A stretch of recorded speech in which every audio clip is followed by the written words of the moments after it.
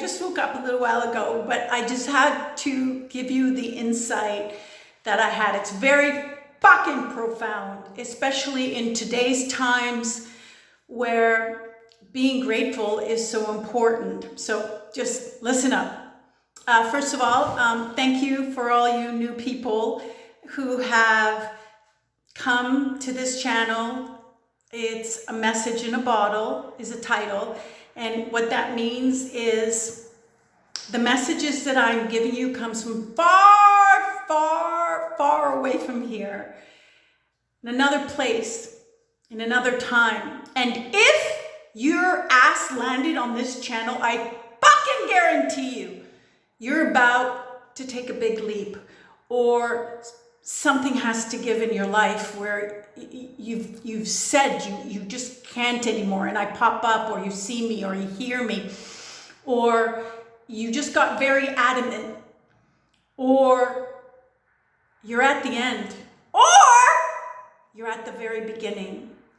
I am that link for you. Now, hi family, hi everybody. Okay, all my brothers and sisters, I love you, Okay, now next, in this video, I'm going to be talking about the trickery of words, the mental fuckery that people can put you under, as well as the magic, and I mean magic, of words.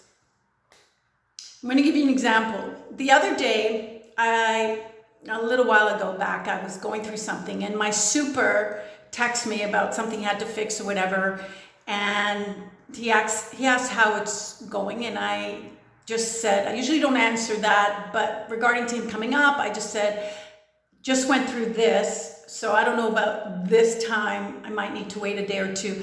And his response back was, I'm sorry, which did absolutely nothing for me. You need to know, if you don't already, that I'm sorry, and even the energy of I'm sorry when it's sincere, does nothing to pull the person out of the mud. It's not a stick. It's not a rope. It's not a crane. It's kind of like, here's a towel, wipe your face while you're fucking going down. It's nothing. They don't need I'm sorry. They need answers. They need solutions. They need a shift of a mind. But in this particular case with this person, I kind of said to him, I don't need the word I'm sorry, thank you.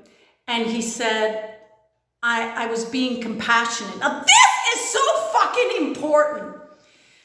How many people have said to you, I'm sorry you have to go through that. Oh, that sucks.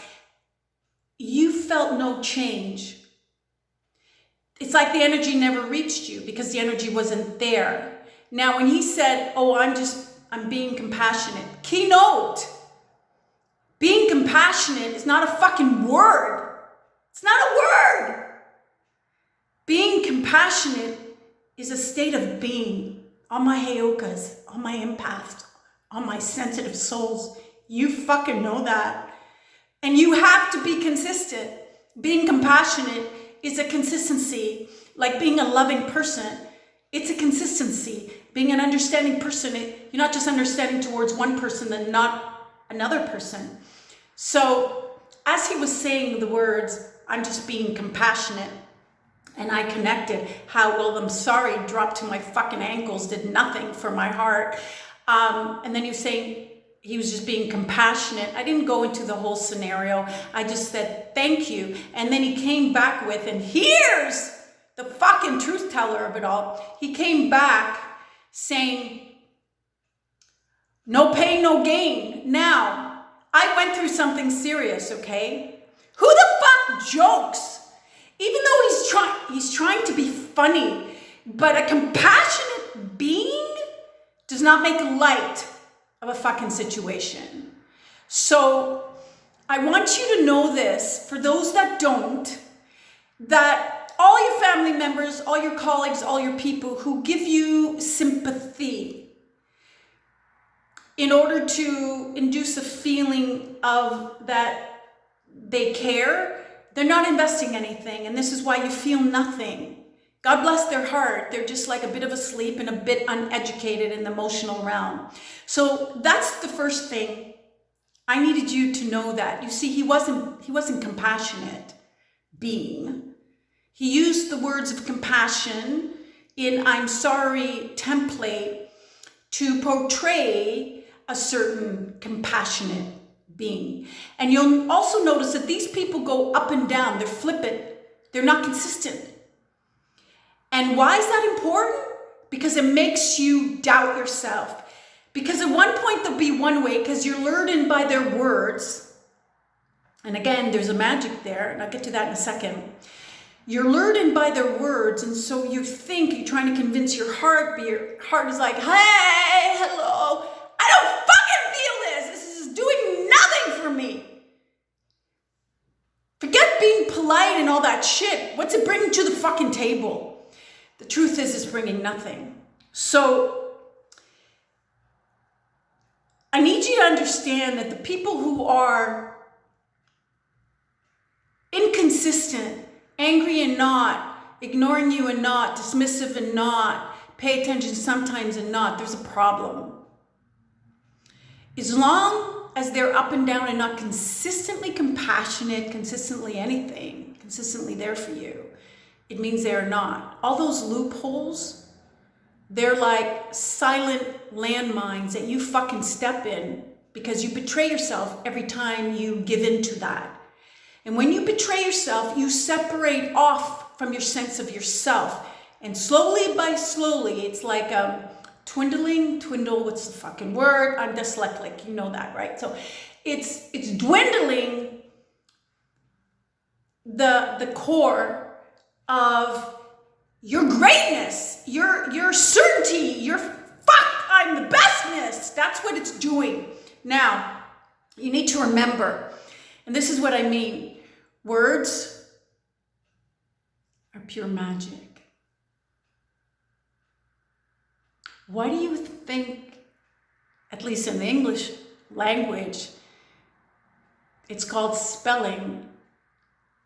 It's called spelling because words do cast an energetic spell in terms of luring you in. I mean, like, fucking you go on a date, the guy says this, that. Given that girls fall in love through what they hear and men fall in love with what they see. First, that's a sinker, like hit, line, and sinker, whatever the fucking phrase is. And so you need to understand that. I'll give you an example right now, okay? Look at the word grateful, because that's an important word. And a lot of you have been very, very like deprived. Words that have been overused, especially because of COVID, words that have been chewed on and said and spitted out. It's kind of like a cliche.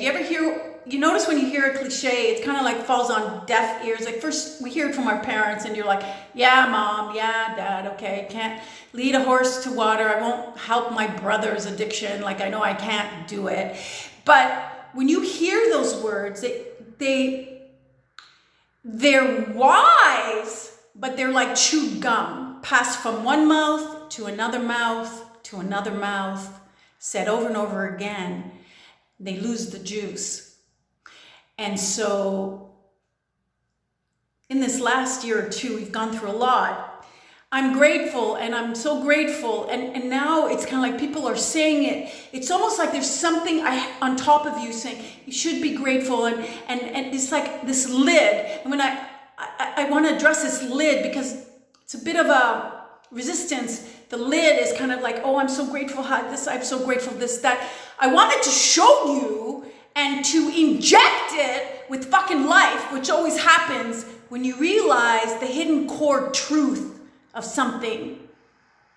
That's forever unchanging. It's like love. Love is never threatened because it never changes if it's love. So, let me just say it this way. If you do not acknowledge the greatness in you, you don't recognize, you don't know you're blessed. Would you agree with that? Yes, you would. Okay, so what is this gratefulness? The next time you say that word, I want you to understand, I want you to understand. I just had almond butter, so if you're seeing any black marks, that's okay. I want you, girls and guys, to understand. Gratefulness. The next time you say, I am so grateful, I am so grateful. And that's true. You are grateful. And say it, understanding that meaning, that you are filled with greatness. I am grateful. And now when you say it, it fucking comes alive. I am grateful with all these blessings. I am. And now, when you have people around you who are kind of like, oh, that lucky person, he got this, she got this, he got this. And they're like, oh, kind of envious and shit. They think you're really, really lucky. So they're like, you're so lucky. You can just be like, I'm not lucky. I'm blessed. I've mastered all my lessons. I've earned my blessings, bitch. Totally earned them. And you fucking wear that. And you also need to listen to words other people say about other people. And you have to also listen to words people say when they're saying in the negative tense. I would never do this. I would never do this to you, especially when you haven't asked them if they would ever do that. Because that is a tricked way of using words. If you're on a date and you're talking about a person who cheated on you and you're sitting in front of a kick-ass serious man, he would never say and jump in there and say, I would never do that to you. Because he'd be secure and it'd be so fucking odd that he would ever do that because he's not that low thing. He's a hybrid. And a hybrid horse doesn't say, I would never snort up your ass, right? He's not a donkey, he's a hybrid. Hybrid? I think that's it. So listen to people's words, listen to how they describe other people, because they wouldn't know that that guy is such a fucking user, he's manipulative, unless that energy was very well instilled in them and they could recognize it. So heads up, and listen to anyone, male, female, coach, teacher, whatever, who say, oh, I would never do this to you, when you never even ask them if they would. That's their guilt because they've done it or it's in there. Bye for now.